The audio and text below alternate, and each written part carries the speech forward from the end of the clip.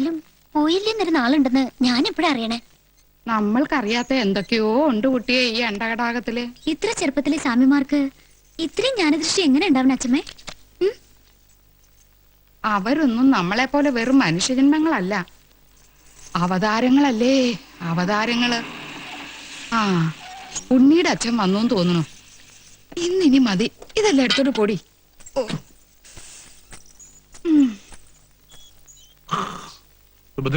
ദാ ഇവിടെ.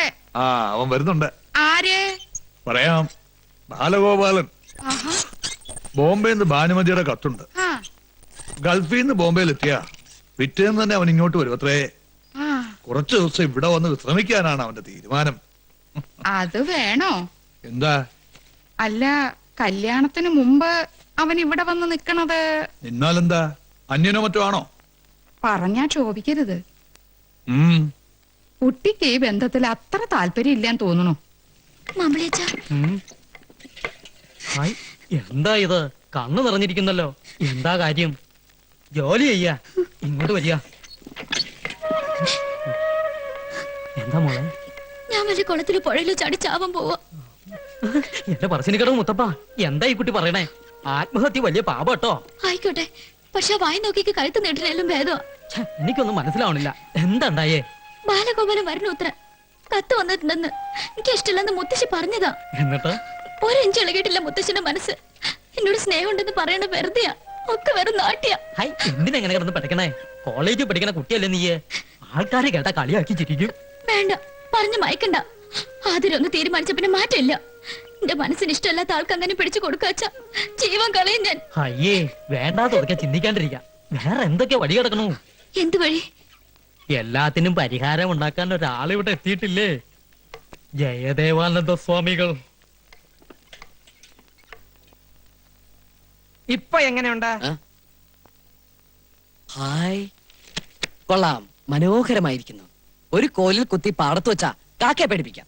അത്രയ്ക്ക് ജോറാണോ? വൃത്തിയേട്ടവനെ, മനുഷ്യൻ ഒരുപാട് ഭ്രാന്ത് പിടിപ്പിച്ചിട്ടുണ്ടല്ലോ.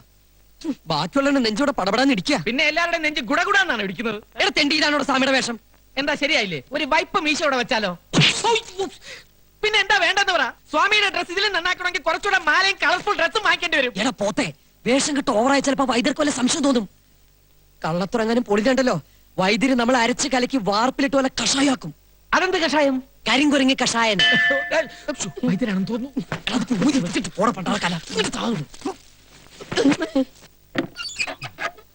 ആതിര കുഞ്ഞായിരുന്നോ? എന്തേ? സ്വാമി ഒന്ന് കാണാൻ വന്നതാ. സ്വാമി ആസനത്തിലാ. എന്താ? യോഗാസനത്തിൽ ധ്യാനിച്ചുകൊണ്ടിരിക്കുക. ഒരു കാര്യം പറയാനുണ്ടായിരുന്നു. എന്താണെന്ന് വെച്ചാൽ എന്നോട് പറഞ്ഞോളൂ. അത് ഞാൻ സ്വാമിയോട് പറഞ്ഞോളാം. അതാണ് നല്ലത്. സ്വാമി, അങ്ങ് ആസനത്തിൽ നിന്നും എപ്പോ ഉണർന്നു? വെളിയിലാരോ കാത്തു നിൽക്കുന്നു മനസ്സിൽ തോന്നി. സ്വാമിയുടെ കള്ളദൃഷ്ടി, ജ്ഞാനദൃഷ്ടി. മനസ്സിലെ ആഗ്രഹത്തിന് മാർഗതടസ്സമായി ആരോ വരുന്നു അല്ലേ? അതെ, എന്റെ മുറച്ചെറുക്കനാ. പക്ഷേ അറിയാം, ബാലഗോപാലിനെ ആദരിക്ക് ഇഷ്ടമല്ല. മനസ്സിൽ വേറൊരാളെ കുടിയിരുത്തിയിരിക്കുന്നു. പേടിക്കണ്ട, മാർഗതടസ്സം നാം നീക്കിത്തരാം. വിവാഹത്തിന് സമ്മതമല്ലെന്ന് മുത്തച്ഛന്റെ നാവുകൊണ്ട് തന്നെ നാം പറയിപ്പിക്കാം. അതെ, ആ ബാലഗോപാലിനെ എണ്ണ തേപ്പിച്ച് കുളിപ്പിച്ച് പതപ്പിച്ച് പുതപ്പിച്ച് ഇവിടുന്ന് പാഴ്സൽ ചെയ്തോളാം. എന്താ പോരെ? അത് നടക്കോ സ്വാമി? നടത്തിത്തരാം. തൽക്കാലം മുത്തശ്ശന്റെ മുത്തശ്ശിയുടെ മനസ്സ് വിഷമിപ്പിക്കണ്ട. വിവാഹത്തിന് സമ്മതമാണെന്ന് പറഞ്ഞോളൂ, ബാക്കി കാര്യം നാം ഏറ്റു. എന്നാ ഞാൻ പൊയ്ക്കോട്ടെ? കുട്ടി സമാധിയായിട്ട് പൊക്കോളൂ. സമാധാനായിട്ട് പൊക്കോളൂ.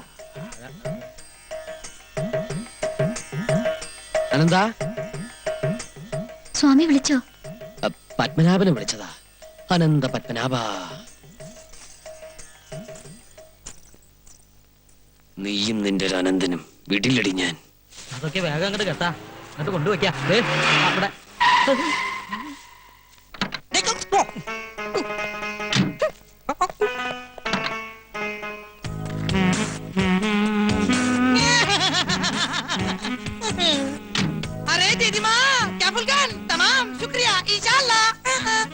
ആരാ?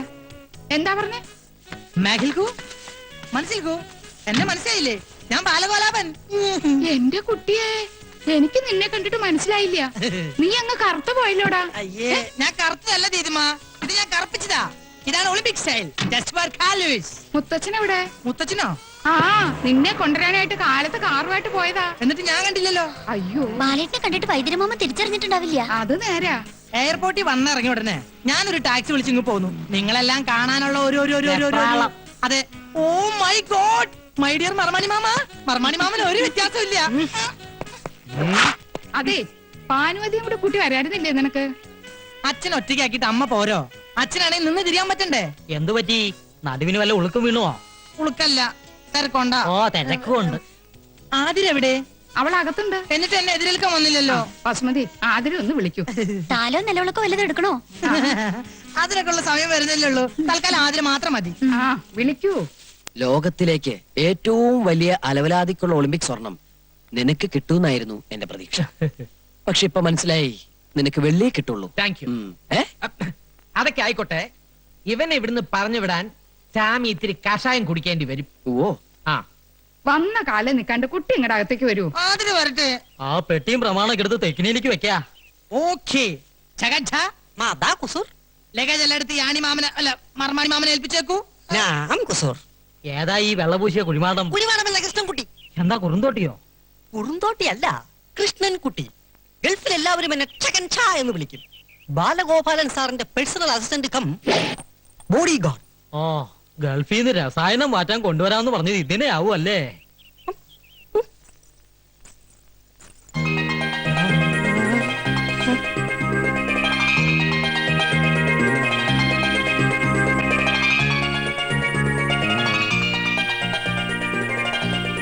അയ്യേ നീ എന്താ ഇങ്ങനെ വായ വിളിച്ചു നിക്കണേ?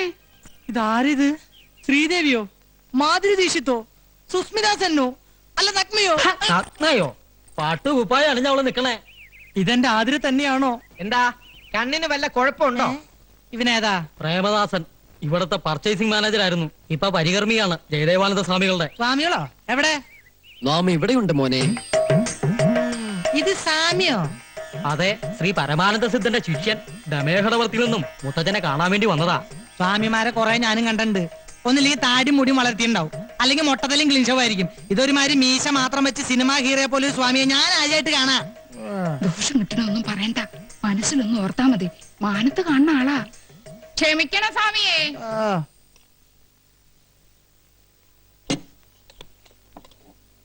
വസു ഞാൻ എത്തി. പുന്നാരും ഒന്നും വേണ്ട. ആരാ അകത്തേക്ക് വരാൻ പറഞ്ഞേ? പകർച്ച വാങ്ങാൻ. അടുക്കളപ്പുറത്ത് നിന്നാ മതി ഞാൻ പറഞ്ഞിട്ടില്ലേ? ഇത്രയും ക്രൂരത കാണിക്കരുത്. നിനക്ക് വേണ്ടിയാ ഞാൻ ഈ വേഷം കെട്ടിയത്, നിന്നെ ഒന്ന് കാണാൻ. വേണ്ട, എനിക്ക് വേണ്ടി ആരും ഒരു വേഷം കെട്ടണ്ട. എന്താ ഇവിടെ? തന്നോട് ആരാ പറഞ്ഞ ഇതിനകത്ത് കയറാൻ? ഞാൻ പകർച്ച. അതിനോട് ആർക്കാ അസുഖം? അയ്യോ പകർച്ച വ്യാധിയല്ല, ഊണ്, സ്വാമിക്കുള്ള ഭോജനം. ഭോജനം വിശ്രമൊക്കെ ആശ്രമത്തിൽ മതി, ഇതിനകത്ത് വേണ്ട. എന്നാ പിന്നെ കാണാം. മോനില ഉദാസ ഇവിടെ വാടാ. പ്രേമദാസ ചേട്ടൻ ഒരു കാര്യം ചോദിച്ചാൽ അതിന് ഉത്തരം പറയോ? എന്താ കാര്യം? സത്യം പറ, ആ സ്വാമി യഥാർത്ഥത്തിൽ ആരാ? സത്യം പറഞ്ഞു തന്നാൽ എനിക്ക് എന്തെങ്കിലും പ്രയോജനം ഉണ്ടാവും. എങ്കിൽ ഞാൻ മുത്തച്ഛനോട് പറഞ്ഞു നിനക്ക് സിറ്റി ബ്രാഞ്ചിലെ മാനേജർ പണി വാങ്ങിച്ചുതരാം. ഉറപ്പാണോ? ഉറപ്പ്. പക്ഷേ ഞാനാണ് ഈ വിവരം പറഞ്ഞു തന്നതെന്ന് ആരും അറിയാൻ പാടില്ല. ഇല്ല, അയാൾ നമ്മൾ ഉദ്ദേശിക്കുന്ന ആളൊന്നുമല്ല. ഞാൻ പറഞ്ഞില്ലേ അയാൾ മഹാ? മഹാജ്ഞാനിയാണ്. ഈ തറവാട്ടിലെ ഏറ്റവും ഇസഡ് കാര്യങ്ങൾ തത്ത പറയും പോലല്ലേ പറഞ്ഞത്.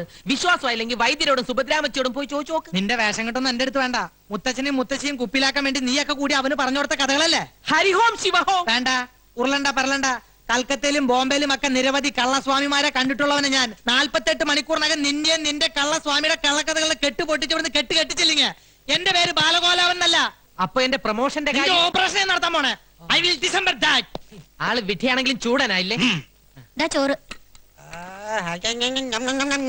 എന്താ ഇത് രണ്ടിന്റെ അവസാനത്തെ അത്താഴമാണെന്ന്. അതാണോ ഉദ്ദേശിച്ചത്?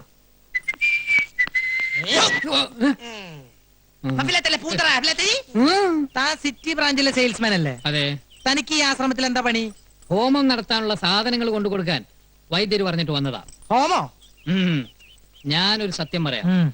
മരിച്ചുപോയ ഉണ്ണികൃഷ്ണൻ സാർ ഇപ്പോഴും ഇവിടെ ഉണ്ട്. ഉണ്ണികൃഷ്ണൻ സാറിന്റെ ആത്മാവ് ഇപ്പോഴും ഇവിടെ ഉണ്ടെന്ന്. ഇടയ്ക്കിടയ്ക്ക് ഇവിടെ വരും, സുഭദ്രാമച്ചിയുടെ ദേഹത്ത് കൂടും.